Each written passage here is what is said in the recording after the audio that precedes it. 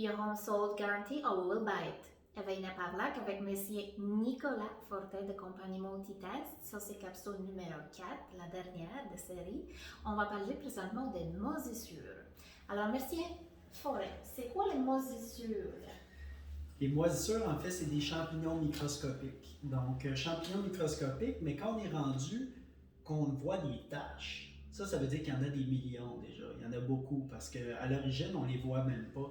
En fait, le problème avec les moisissures, ce sont surtout les spores, S-P-O-R-E-S. Les spores de moisissure, c'est un peu comme le pollen pour les fleurs. C'est-à-dire quand les moisissures veulent se reproduire, elles vont émettre dans l'air des particules microscopiques. C'est gros comme des fibres d'amiante. Donc, on parle de quoi? 400 à 2000 fois plus petit qu'un cheveu. Donc, c'est microscopique. Donc, ces spores-là peuvent rentrer dans les muqueuses et donc dans les yeux, causer des problèmes de santé. C'est surtout, tu sais, les gens qui peuvent souffrir de ça, c'est surtout les gens qui ont des prédispositions. Donc, comme asthmatique, oui. Exactement. Les gens qui ont des problèmes respiratoires, les personnes âgées, les gens qui ont des systèmes immunitaires problématiques, oui. Les enfants en bas âge, les femmes enceintes parce qu'ils portent des enfants qui ne sont pas encore totalement formés. Donc, c'est ces gens-là qu'il faut faire plus attention parce qu'il y a plein de gens, supposément qu'il y a à peu près 40% des propriétés qui souffriraient d'un problème de contamination fongique de l'air dans les maisons. Donc, pour bien des gens, ils habitent dans des maisons qui ont une contamination fongique, qui n'est peut-être pas le worst case scénario, mais qui vivent bien là-dedans quand même parce qu'ils ne s'en rendent pas compte. Mais le moindrement qu'exemple, ils reçoivent un ami de leurs enfants à la maison qui est asthmatique. Oui, des fois on le sent, c'est un indice effectivement, mais des fois ils vont recevoir un petit enfant asthmatique, un enfant, puis là lui il va faire une crise alors que d'habitude chez lui il est correct. Bien là on a un signe peut-être qu'on a une qualité d'air qui n'est peut-être pas optimale dans la maison. Donc finalement, on n'a pas obligé de faire les tests de moisissure, on envoie juste un enfant asthmatique. C'est naturellement. Alors, mais donc, il faut qu'il y ait des signes. Les signes peuvent être l'odeur, les signes peuvent être des traces, oui, sur des matériaux. On ne parle pas juste de taches, mais également des fois, quand on visite un immeuble, puis il y a des cernes. Donc, des cernes en bas de mur. Des cernes ou juste même un cerne décoloré en bas de mur ou sur des morceaux de bois. Des fois, ça, c'est un indicateur qu'on a probablement eu de l'infiltration d'eau. C'est le minéral, on parle de ça? Pas nécessairement. Des fois, c'est juste le bois qui a été taché, mais c'est qu'il y a de l'eau qui a coulé à cet endroit-là. Donc, ça, c'est un signe qu'on a peut-être eu un problème, qu'il y avait une investigation qui est nécessaire. D'accord. Donc, pourquoi, après vous, c'est important de ne pas bagatelliser, de ne pas ignorer quand on a justement les petites taches, odeur de moisissure? Pourquoi c'est important de prendre soin de ça quand c'est petit? Bien, ça peut être exponentiel, c'est-à-dire que ce qu'on voit, c'est peut-être juste la surface, un peu comme la pointe d'un iceberg, parce que la moisissure, ce qu'elle aime se nourrir, elle a besoin d'eau. Donc, le taux d'humidité est super important. Si on contrôle le taux d'humidité chez nous, normalement, il ne devrait pas avoir de moisissure. Donc, si on voit ça, c'est qu'il y a un problème d'humidité excessive. Est-ce qu'il est présent au passé, si on ne le sait pas, mais si ça a réussi à croître une tache sur un bas de mur, c'est qu'on a un problème d'humidité excessive qui a permis à la moisissure de croître. Mais l'autre nourriture que la moisissure aime beaucoup, c'est tout ce qui est à base de cellulose, carton, bois, matière ligneuse. Donc, c'est pour ça que souvent, on voit quelque chose sur le côté peinturé, mais en arrière des panneaux de gypse, c'est plein de carton. Donc ça se peut qu'en retirant le mur, on se rende compte qu'il y en a beaucoup derrière. Donc ça, c'est possible. Mais pourquoi c'est important? C'est que le plus tôt que ça va être traité, le moins ça va être répandu, bien sûr. Et pourquoi c'est important de, justement, quand on a de l'eau dans le sous-sol, par exemple, la compagnie d'assurance recommande de couper 4 pieds de Gyproc. Pourquoi, par exemple, juste une ou juste nettoyer avec les produits?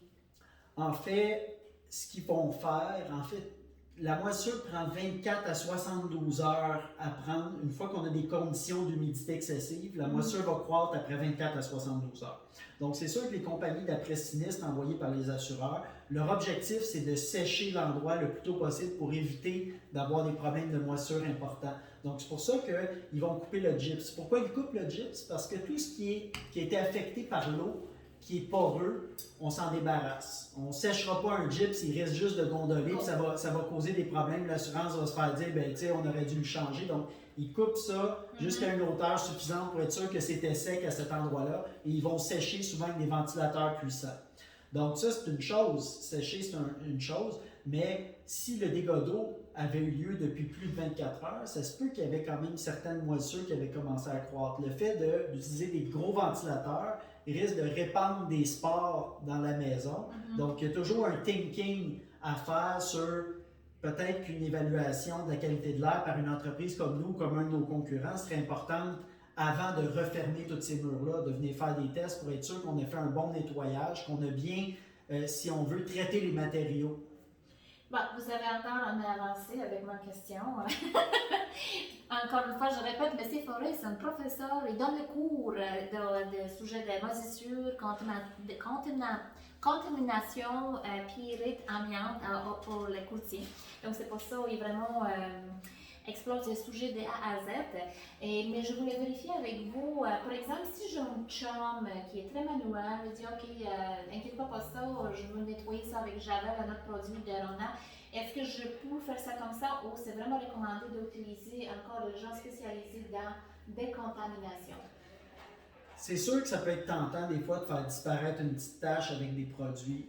Moi, dans le temps, en 2013, quand j'ai commencé à travailler chez Multitest, j'ai été suivre des cours de décontamination de moisissure. Pas parce qu'on en fait, on n'a jamais fait ces travaux-là, mais c'était pour mieux informer nos clients, mieux savoir ce que ces gens-là en décontamination font. Et je me rappelle que dans ces cours-là, ils nous ont dit que tous les beaux produits qui vendent de Mold Buster, Mold Be Gone, etc., oui, ils peuvent avoir une certaine utilité, mais peut-être plus en fin de parcours, c'est-à-dire une fois que les matériaux poreux, comme j'ai dit, tout ce qui est gyps qui a été affecté, on coupe, on remplace. Le bois, les structures de bois qui ont été affectées, qui ont des cernes ou qui ont des taches noircies, il faut qu'ils soient sablés, soit à la glace sèche ou avec des méthodes traditionnelles de sablage, et la poussière aspirée avec des aspirateurs qui ne filtrent pas. Mais une fois que tout ça est fait, oui, on peut vaporiser des produits qui vont tuer les spores restantes, puis mettre. Souvent, les clients aiment ça parce qu'il y a des petites odeurs de parfum, puis ils sentent qu'il y a eu quelque chose de fait, donc de nettoyer. Mais oui, ça peut être utile, mais tu sais, je le dis en formation, vaporiser un produit, que ce soit un produit de ces Mold Be Gone de cette nature-là, ou un mélange d'eau et d'eau de Javel, qui est un désinfectant, oui, mais qui n'est pas un produit fait pour enlever la moisissure nécessairement. Le problème, c'est quand on vaporise de l'eau, un liquide sur de la moisissure, ça fait un peu comme quand on mélange de l'huile et de l'eau. Quand on mélange de l'huile et de l'eau, ça se sépare automatiquement dans le verre. Les spores font la même chose. Quand on leur vaporise un liquide dessus, les spores vont lever et vont aller se déposer ailleurs. Et là, si on n'a pas réglé le problème d'humidité excessive qui a fait qu'on a eu ce problème de moisissure-là, bien probablement qu'il faut se développer ailleurs. Donc, de là, l'idée de se poser les bonnes questions, faire le test quand nécessaire et de faire des professionnels. Donc, ça vaut la peine. Puis encore une fois, on est dans le domaine des transactions immobilières, vous êtes courtière. C'est sûr que quand on réussit à démontrer à un acheteur, regarde, j'ai eu un petit problème de moisissure, j'ai fait venir des pros, ils ont fait ça, ils ont fait un test d'air à la fin, tout ça, ça met les gens en confiance. Les acheteurs sont là, ouais, eux autres, quand il y a un problème, ils prennent les bons moyens. Donc, ça aussi, ça rassure les gens. Donc, conseil à notre public, c'est important de contrôler l'humidité. Et c'est pas seulement l'été ou l'hiver, c'est vraiment 4 saisons, n'est-ce pas? Et c'est quoi la façon de contrôler l'humidité? Puis, quel pourcentage on ne devrait pas dépasser? Excellent point. En fait, je vais vous montrer une petite image, puis pendant que je vais vous montrer ça, je vais vous parler de l'importance de contrôler son taux d'humidité dans la maison. Parce que, soyons honnêtes, les spores de moisissure, c'est naturel qu'il y en ait. Il y en a dehors tout le temps. Et quand on ouvre nos portes, on ouvre nos fenêtres, on laisse entrer les spores de moisissure, c'est la nature, c'est comme ça. Donc, les spores qui rentrent dans la maison, par contre, si on contrôle bien notre taux d'humidité dans la maison, ils ne vont pas se reproduire. Ils ne vont pas avoir tendance à croître et devenir ces grosses taches noires ou taches d'autres couleurs qui peuvent être des problèmes de moisissure. Et comment contrôler ça? Ici, j'ai l'image d'un hygromètre. Alors, vous voyez ici ce truc à 2 cadrans-là. Ça se vend sur les magasins à grande surface une dizaine de dollars. Il y a un des cadrans qui note la température de la pièce et l'autre cadran va noter le taux d'humidité relatif dans la pièce. Donc, ce qui est le fun, c'est que ça ne coûte pas cher. Et de deux, vous pouvez l'amener d'une pièce à l'autre.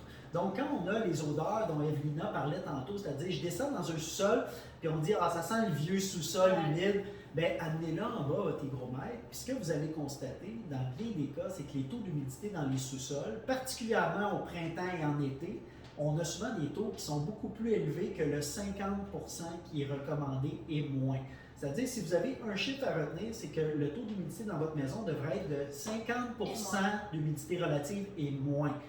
Si vous voulez pousser un peu, Santé Canada dit qu'en hiver, il devrait être de 30% et moins. Pourquoi plus bas en hiver? C'est parce que puisqu'on chauffe dans la maison, c'est plus facile de garder un taux plus bas. Mais ça, c'est les taux recommandés. Donc, si vous avez ce petit hygromètre-là, vous pouvez le déplacer. Dans la chambre d'un de vos enfants, vous mettez un humidificateur, exemple, pour qu'il y ait de la facilité à respirer. Mais peut-être que ce serait une bonne idée d'avoir un hygromètre parce que si vous le mettez trop fort, votre humidificateur, peut-être que le matin, quand vous allez réveiller votre enfant, le taux d'humidité est peut-être à 75. C'est peut-être un peu trop élevé. Essayez de tenir ça autour de 50 pour ne pas avoir de la croissance fongique qui a lieu. OK, donc pour finaliser notre sujet de moisissure, le test de l'air, combien ça coûte et encore une fois, c'est quoi le processus? Parce que je sais que c'est quelque chose pas. Ça ne dure pas une heure. Hein? Non, c'est un test qui est quand même, c'est pas donné. On parle d'à peu près 600 à 1000 $. Ça dépend du type de propriété. Parce qu'un vrai assessment, une vraie évaluation de la qualité de l'air, oui, madame a raison, c'est-à-dire qu'il faut voir l'ensemble de l'immeuble. On s'en va pas, en tout cas, nous, on ne fait pas ça. Je sais qu'il y a des concurrents qui le font. Même si vous m'appelez, vous me dites, je veux un test d'air dans la salle mécanique. Je n'offre pas ce service-là. Parce qu'en moisissure, c'est une évaluation globale. Il faut visiter, nous on visite du grenier jusqu'au sous-sol avec des yeux axés moisissure, bien sûr. On prend des photos, on va vérifier, on prend des taux d'humidité avec un hygromètre, donc qui prend des lectures d'humidité dans l'air ambiant, oui, mais dans les matériaux. Et on va faire un test d'air qui est dans la zone qui est potentiellement contaminée. Et ce test d'air-là va être comparé avec un témoin qu'on va prendre dehors. Un autre test d'air qu'on prend dehors, qu'on appelle le témoin ou la référence. Parce que comme je vous ai dit tantôt, puisqu'on a des sports naturellement qui sont dehors, dans la maison, je devrais avoir les mêmes sortes qu'à l'extérieur, mais en quantité égale ou moindre. C'est quand j'ai les mêmes sortes dans la maison, mais qui sont en quantité supérieure, c'est que là, j'ai des situations d'humidité excessive qui ont fait qu'elles se sont multipliées, les spores de moisissure. C'est comme ça qu'on arrive à déterminer qu'il y a une contamination fongique de l'air. Et aussi, si je trouve des spores qui n'existent pas dehors, que j'ai dans la maison, bien, ils sont générés par une situation problématique dans la maison. Donc, c'est comme ça qu'on vérifie la qualité de l'air. Mais l'examen visuel, que je disais avec les photos et tout ça, est aussi important et parfois même plus que le test d'air. Donc, c'est vraiment un ensemble. C'est le test d'air, jumelé avec le visuel, jumelé avec les taux d'humidité qui nous permet de conclure des choses. Monsieur Forêt, je voulais vous remercier beaucoup pour votre temps parce qu'on a vraiment abusé, mais je voulais que nos clients, acheteurs-vendeurs et clients de Multitest, ils ont quand même de bonnes informations. Par contre, ça c'est sûr qu'on a fait sur bord, pas en détail, mais si jamais on va mettre encore sur le site internet toutes coordonnées de compagnie Multitest. Ils sont situés à Bureau de Chef à Longueuil, mais ils travaillent partout à Grand Montréal, n'est-ce pas? En fait, oui, on travaille dans le Grand Montréal, puis ça, c'est notre terrain de jeu, là. Ça va de Saint-Jérôme jusqu'à Granby, on couvre très large. Tu sais, des fois, on est même allé faire des expertises à Val-d'Or, on va faire des tests à Tremblant, dans l'Estrie, des fois, mais notre terrain de jeu régulier, c'est le Grand Montréal. Et gênez-vous pas, hein? On est là pour vendre des tests, oui, mais ce qu'on aime surtout faire, c'est donner de l'information aux gens pour qu'ils prennent des décisions éclairées. Donc, il arrive régulièrement que les gens nous appellent, puis même après 10-15 minutes au téléphone, on va leur dire, écoutez, selon nous, il n'y a pas de test à faire.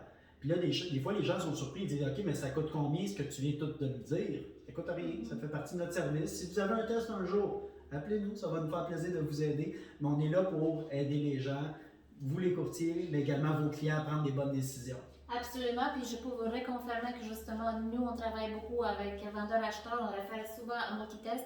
Pour ça, je suis ici, parce qu'on a toujours bonne expérience, rapidité, côté de coût, c'est qualité-prix, et effectivement, vente après, service après-vente, et également là, donc si jamais on reçoit un petit test qui, pour nous, c'est Chinese, surtout justement avec le test de l'air, puis avec toute le